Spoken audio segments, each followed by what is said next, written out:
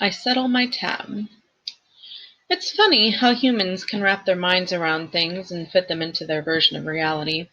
Chiron told me that a long time ago. As usual, I didn't appreciate his wisdom until much later. According to the LA News, the explosion at the Santa Monica beach had been caused when a crazy kidnapper fired a shotgun at a police car. He accidentally hit a gas main that had ruptured during the earthquake. This crazy kidnapper, aka Ares, was the same man who had abducted me and two other adolescents in New York and brought us across the country on a 10-day odyssey of terror. Poor little Percy Jackson wasn't an international criminal after all. He'd caused a commotion on that Greyhound bus in New Jersey trying to get away from his captor.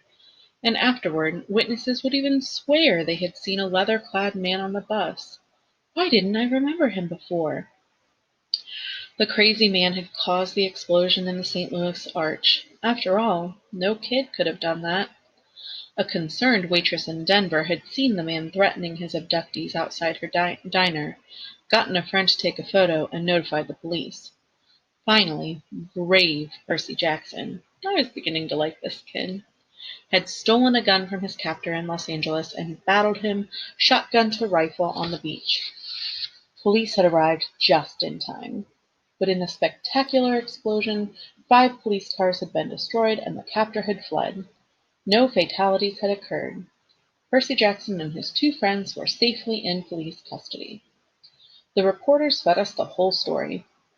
We just nodded and acted tearful and exhausted, which wasn't hard, and played victimized kids for the cameras. "Well, all I want," I said, choking back my tears, "is to see my loving stepfather again. Every time I saw him on TV calling me a delinquent punk, I knew, somehow, we would be okay. And I know he'll want to reward each and every person in this beautiful city of Los Angeles with a free major appliance from his store. Here's the phone number." The police and reporters were so moved that they passed around the hat and raised money for 3 tickets on the next plane to New York. I knew there was no chance but to fly. I hoped Zeus would cut me some slack, considering the circumstances. But it was still hard to force myself on board the flight. Takeoff was a nightmare. Every spot of turbulence was scarier than a Greek monster. I didn't unclench my arms from the armrests until we touched down safely at LaGuardia. The local press was waiting for us outside security, but we managed to evade them thanks to Annabeth, who lured them away in her invisible Yankees cap, shouting, "They're over by the frozen yogurt! Come on!" then rejoined us at baggage claim. We split up at the taxi stand. I told Annabeth and Grover to get back to get back to Half-Blood Hill and let Chiron know what had happened. They protested, but it was hard to let them go after all we'd been through. But I knew that I had to do this last part of the quest by myself. If things went wrong, if the gods didn't believe me, I wanted Annabeth and Grover to survive to tell Chiron the truth. I hopped in a taxi and headed to Manhattan. 30 minutes later, I walked into the lobby of the Empire State Building. I must have looked like a homeless kid, with my tattered clothes and scraped up face. I hadn't slept in at least 24 hours. I went up to the guard at the front desk and said, 600th floor. He was reading a huge book with a picture of a wizard on the front. I wasn't much into fantasy, but the book must have been good because the guard took a while to look up at me. "No such floor, kiddo." "I need an audience with Zeus." He gave me a vacant smile. "Sorry?" "You heard me." I was about to decide that this guy was a regular mortal, and I'd better run for it before he called the straitjacket patrol, when he said, "No appointment, no audience, kiddo. Lord Zeus doesn't see anyone unannounced." "Oh, I think he'll make an exception." I slipped off my backpack and unzipped the top. The guard looked inside at the metal cylinder, not getting what it was for a few seconds. Then his face went pale. "That isn't—" "Yes, it is," I promised. "You want me to take it out and—" "No, no!" He scrambled out of his seat, fumbled around his desk for a key card, and then handed it to me. "Insert this in the security slot. Make sure nobody else is in the elevator with you." I did as he told me. As soon as the elevator doors closed, I slipped the key into the slot. The card disappeared and a new button appeared on the console, a red one that said 600. I pressed it and waited. Muzak played. Raindrops keep falling on my head. Finally, ding! The door slid open. I stepped out and almost had a heart attack. I was standing on a narrow stone walkway in the middle of the air. Below me was Manhattan from the height of an airplane. In front of me, excuse me, in front of me, white marble steps wound up the spine of a cloud into the sky. My eyes followed the stairway to its end, where my brain just could not accept what I saw. Look again, my brain said. We're looking, my eyes insisted. It's really there. From the top of the clouds rose the decapitated peak of a mountain, its summit covered with snow. Clinging to the mountainside were dozens of multi-leveled palaces, a city of mansions, all with white columned porticos, gilded terraces, and bronze braziers glowing like 1,000 fires. Roads wound crazily up to the peak where the largest palace gleamed against the snow. Precariously perched gardens bloomed with olive trees and rosebuds. I could make out an open-air market filled with colorful tents, a stone amphitheater built on the side of the mountain, a hippodrome and colosseum on the other. It was an ancient Greek city, except it wasn't in ruins. It was new and clean and colorful, the way Athens must have looked 2,500 years ago. This place can't be here, I told myself. The tip of a mountain hanging over New York City like a billion-ton asteroid? How could it be? How could something like that be anchored above the Empire State Building in plain sight of millions of people and not get noticed? But here it was, and here I was. My trip through Olympus was a daze. I passed some giggling wood nymphs who threw olives at me from their garden. Hawkers in the market offered to sell me ambrosia on a stick, a new shield, and a genuine glitter-weave replica of the Golden Fleece, as seen on Hephaestus TV. The 9 Muses were tuning their instruments for a concert in the park, while a small crowd gathered, satyrs and naiads, and a bunch of good-looking teenagers who must have been minor gods and goddesses. Nobody seemed worried about an impending civil war. In fact, everybody seemed like they were in a festive mood. Several of them turned to watch me pass and whispered to themselves. I climbed up the main road toward the big palace at the peak. It was a reverse copy of the palace in the underworld. There everything had been black and bronze. Here everything glittered white and silver. I realized Hades must have built his palace to resemble this one. He wasn't welcomed in Olympus except on winter solstice, so he had built his own Olympus underground. Despite my bad experience with him, I felt a little sorry for the guy. To be banished from this place seemed to be really unfair. It would make anybody bitter. Steps led up to a central courtyard. Past that, the throne room. Room isn't really the right word. The place made Grand Central Station look like a broom closet. Massive columns rose to a domed ceiling, which was gilded with moving constellations. 12 thrones, built for beings the size of Hades, were arranged in an inverted U, just like the cabins at Camp Half-Blood. An enormous fire crackled in the central hearth pit. The thrones were empty except for two at the end.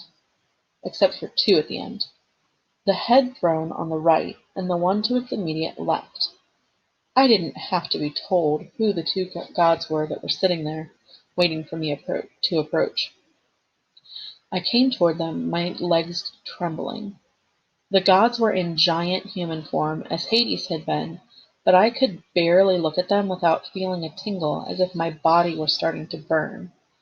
Zeus, the lord of the gods, wore a dark blue pinstriped suit.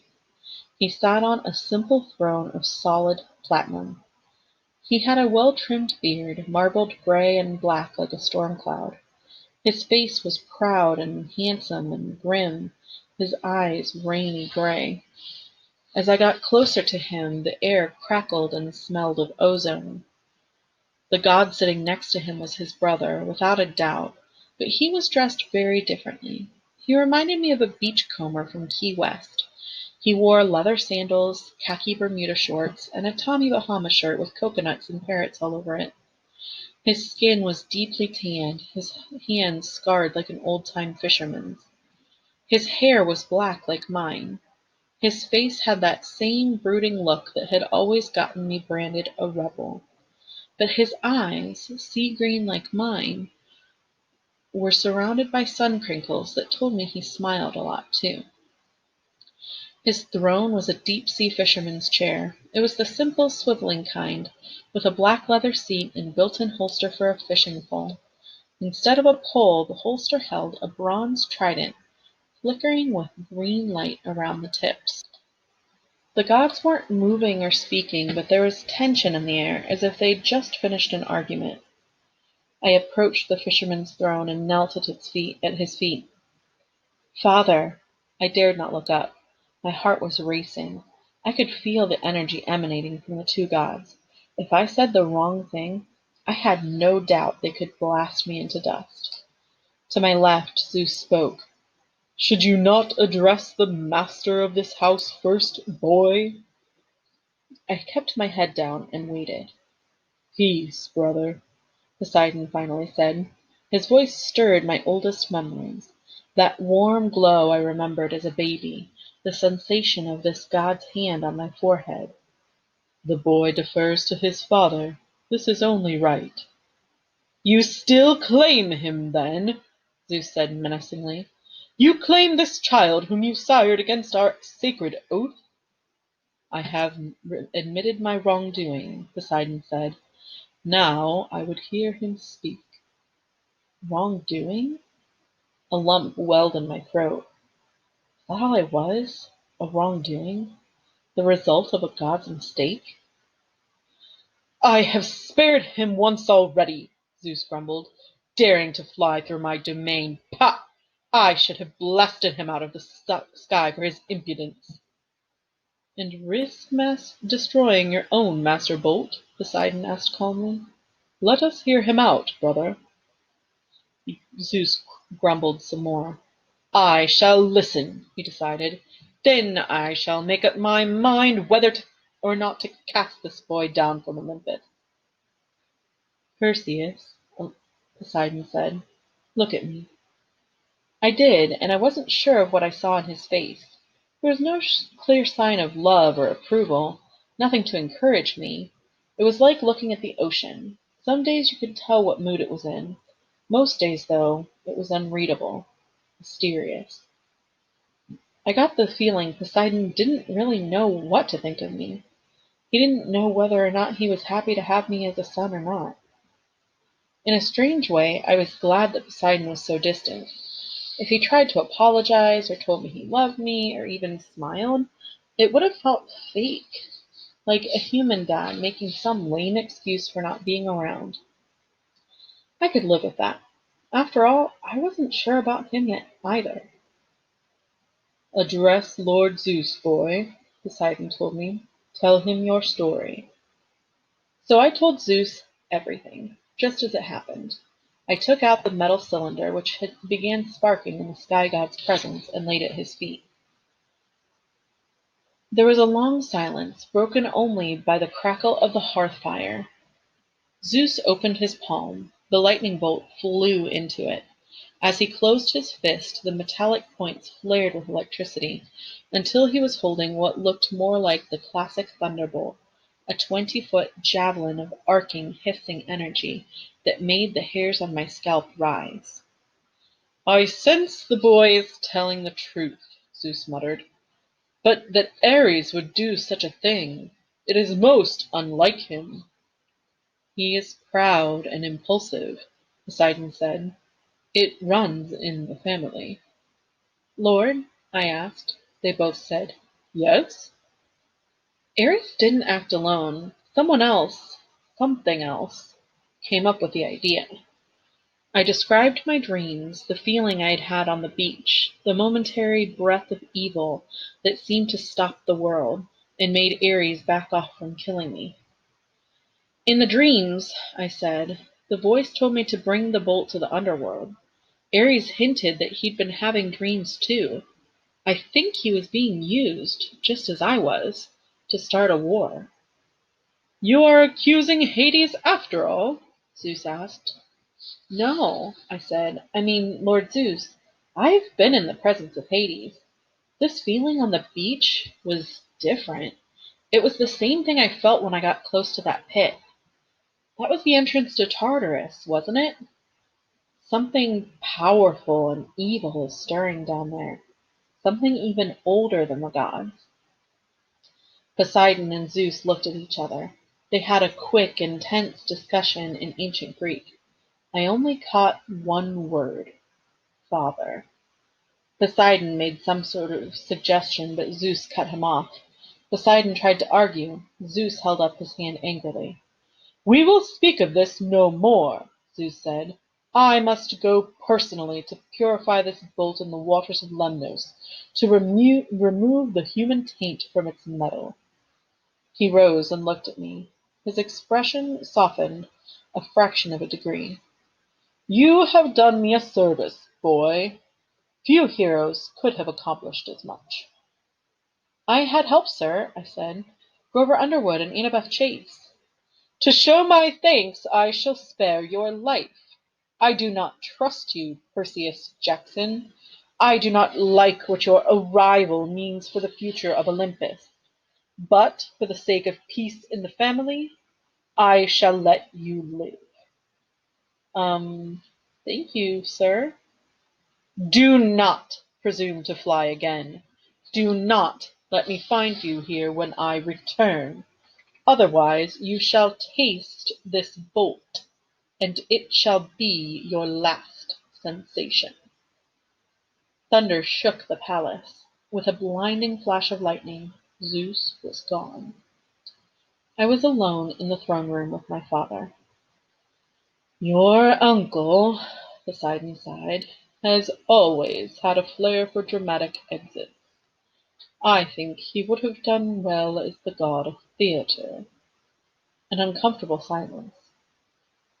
Sir, I said, what was in that pit? Poseidon regarded me. Have you not guessed? Kronos, I said, the king of the Titans. Even in the throne room of Olympus, far away from Tartarus, the name Kronos darkened the room, made the hearth fire seem not quite so warm on my back. Poseidon gripped his trident. In the first war, Percy, Zeus cut our father Kronos into 1,000 pieces, just as Kronos had done to his own father, Uranos. Zeus cast Kronos' remains into the darkest pit of Tartarus. The Titan army was scattered, their mountain fortress on Etna destroyed, their monstrous allies driven to the farthest corners of the earth. And yet Titans cannot die, any more than we gods can. Whatever is left of Kronos is still alive in some hideous way, still conscious in his eternal pain, still hungering for power. He's healing, I said. He's coming back. Poseidon shook his head. From time to time, over eons, Kronos has stirred. He enters men's nightmares and breathes evil thoughts. He wakens restless monsters from the depths. But to suggest he could rise from the pit is another thing. That's what he intends, father. That's what he said. Poseidon was silent for a long time. Lord Zeus has closed discussion on this matter. He will not allow talk of Kronos. You have completed your quest, child. That is all you need to do. But I stopped myself. Arguing would do no good. It would very possibly anger the only God who I had on my side. As as you wish, Father. A faint smile played on his lips. Obedience does not come naturally to you, does it? No, sir. I must take some blame for that, I suppose. The sea does not like to be restrained.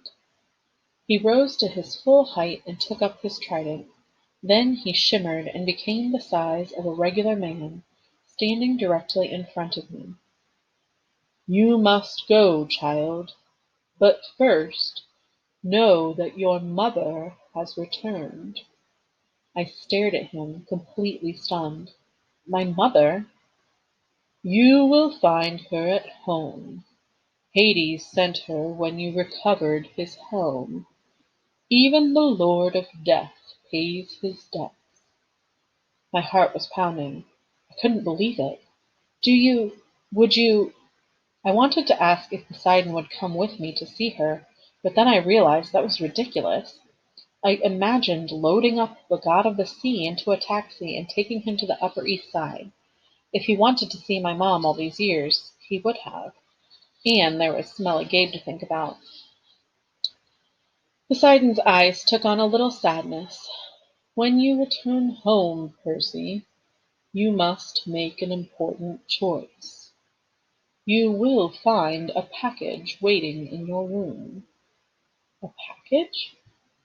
You will understand when you see it. No one can choose your path, Percy. You must decide. I nodded, though I didn't know what he meant.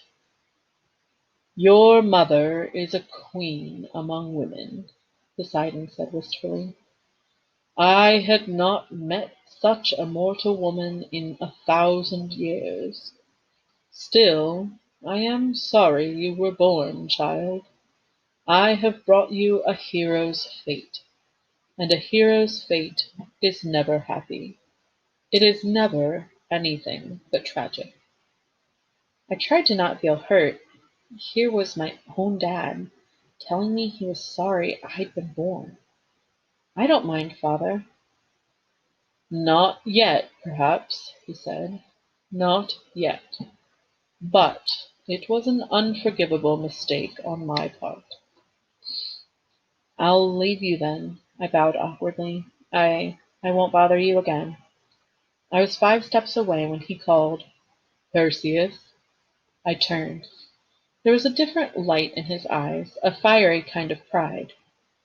You did well, Perseus. Do not misunderstand me. Whatever else you do, know that you are mine. You are a true son of the sea god. As I walked back through the city of the gods, conversations stopped. The muses paused their concert. People and naiads and satyrs all turned toward me, their faces filled with respect and gratitude as I passed. They knelt as if I were some kind of hero. 15 minutes later, still in a trance, I was back on the streets of Manhattan. I caught a taxi to my mom's apartment, rang the doorbell, and there she was, my beautiful mother, smelling of peppermint and licorice, the weariness and worry evaporating from her face as soon as she saw me. Percy! Oh, thank goodness! Oh, my baby! She crushed the air right out of me. We stood in the hallway as she cried and ran her hands through my hair. I'll admit, my eyes were a little misty too. I was shaking and was so relieved to see her.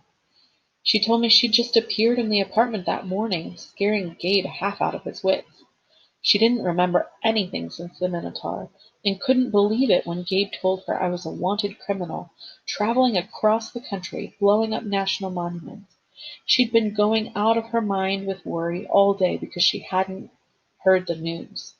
Gabe had forced her to go into work, saying that she had a month's salary to make up and she'd better get started. I swallowed back my anger and told her my own story. I tried to make it less scary than it was, or than it had been, but it wasn't easy. I was just getting into the fight with Aries when Gabe's voice interrupted from the living room. "Hey, Sally, that meatloaf done yet or what?"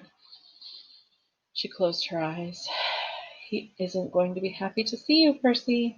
The store got 500,000 phone calls today from Los Angeles. Something about free appliances?" "Oh, yeah, about that." She managed a weak smile. "Just don't make him angrier, all right? Come on." In the month I'd been gone, the apartment had turned into Gabeland. Garbage was ankle deep on the carpet. The sofa had been reupholstered in beer cans.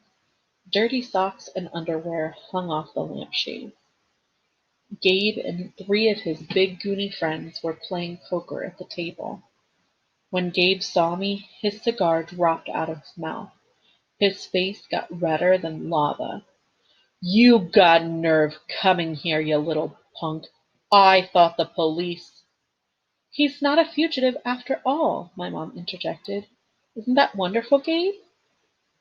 Gabe looked back and forth between us. He didn't seem to think that my homecoming was so wonderful. "Bad enough I had to give you back your life insurance money, Sally," he growled. "Get me the phone. I'll call the cops." "Gabe, no!" He raised his eyebrows. "Did you just say no? You think I'm gonna put up with that little punk again? I can still press charges against him for ruining my Camaro."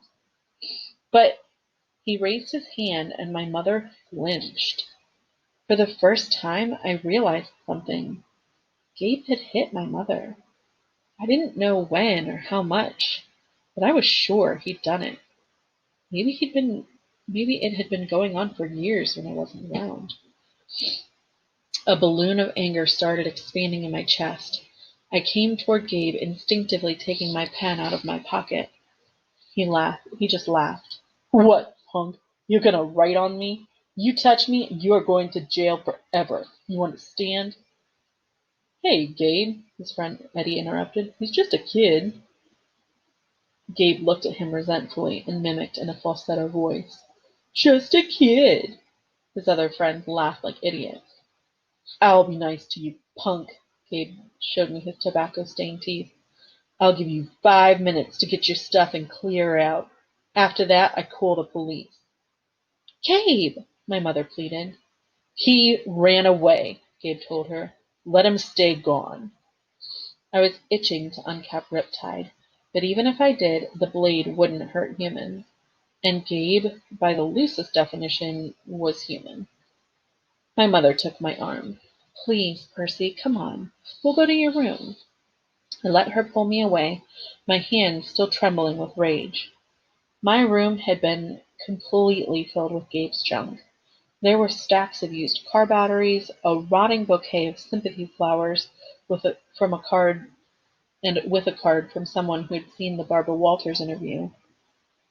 "Gabe is just upset, honey," my mother told me. "I'll talk to him later. I'm sure it'll work out." "Mom, it'll never work out. Not as long as Gabe's here." She wrung her hands nervously. I'll take you to work with me for the rest of the summer. In the fall, maybe there's another boarding school." "Mom." She lowered her eyes. "I'm trying, Percy. I just need some time." A package appeared on my bed. At least, I could have sworn it hadn't been there a moment before. It was a battered cardboard box about the right size to fit a basketball. The address on the mailing slip was in my own handwriting. The Gods, Mount Olympus, 600th floor, Empire State Building, New York, New York. With best wishes, Percy Jackson. Over the top in black marker in a man's clear, bold print was the address of our apartment and the words, "Return to sender." Suddenly I understood what Poseidon had told me on Olympus. A package. A decision. "Whatever else you do, know that you are mine. You are a true son of the sea god." I looked at my mother. "Mom, Do you want Gabe gone? Percy, it isn't that simple. Mom, just tell me. That jerk has been hitting you. Do you want him gone or not? She hesitated, then nodded almost imperceptibly. Yes, Percy, I do. And I'm trying to get up my courage to tell him, but you can't do this for me. You can't solve my problems. I looked at the box. I could solve her problem. I wanted to slice that package open, plop it on the poker table, and take out what was inside. I could start my very own statue garden right there in the living room. That's what a Greek hero would do in the stories, I thought. That's what Gabe deserves. But a hero's story always ends in tragedy, Sidon had told me that. I remembered in the underworld. I thought about Gabe's spirit drifting forever in the fields of asphodel, or condemned to some hideous torture behind the barbed wire of the fields of punishment. An eternal poker game, sitting up to his waist in boiling oil, listening to opera music. Did I have the right to send someone there? Even Gabe? A month ago I would have hesitated. Or I wouldn't have hesitated. Now, I can do it, I told my mom. One look inside this box, and he'll never bother you again. She glanced at the package and seemed to understand immediately. No, Percy, she said, stepping away. You can't. Poseidon called you a queen, I told her. He said he hadn't met a woman like you in 1,000 years. Her cheeks flushed. Percy, you deserve better than this, Mom. You should go to college, get your degree. You can write your novel, meet a nice guy maybe, live in a nice house. You don't need to protect me anymore by staying with Gabe. Let me get rid of him. She wiped a tear off her cheek. You sound so much like your father, she said. He offered to stop the tide for me once. He offered to build me a palace at the bottom of the sea. He thought he could solve all my problems with the wave of his hand. What's wrong with that? Her multicolored eyes seemed to search inside me. I think you know, Percy. I think you're enough like me to understand. If my life is going to mean anything, I have to live it myself. I can't let a god take care of me or my son. I have to find that courage on my own. Your quest has reminded me of that.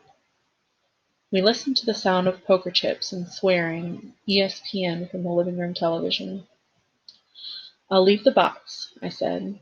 If he threatens you. She looked pale, but she nodded. Where will you go, Percy? Half-Blood Hill. For the summer or forever? I guess that depends. We locked eyes, and I sensed we had an agreement. We would see how things stood at the end of the summer. She kissed my forehead. You'll be a hero, Percy. You'll be the greatest of all. I took one last look around my bedroom.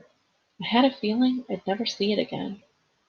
Then I walked with my mother to the front door. Leaving so soon, punk? Gabe called after me. Good riddance. I had one last twinge of doubt. How could I turn down the perfect chance to take revenge on him? I was leaving here without saving my mother. Hey, Sally, he yelled. What about that meatloaf, huh? A steely look of anger flared in my mother's eyes, and I thought, just maybe, I was leaving her in good hands after all. Her own. The meatloaf is coming right up, dear, she told Gabe. Meatloaf surprise. She looked at me and winked. The last thing I saw as the door swung closed was my mother staring at Gabe, as if she were contemplating how he would look as a garden statue.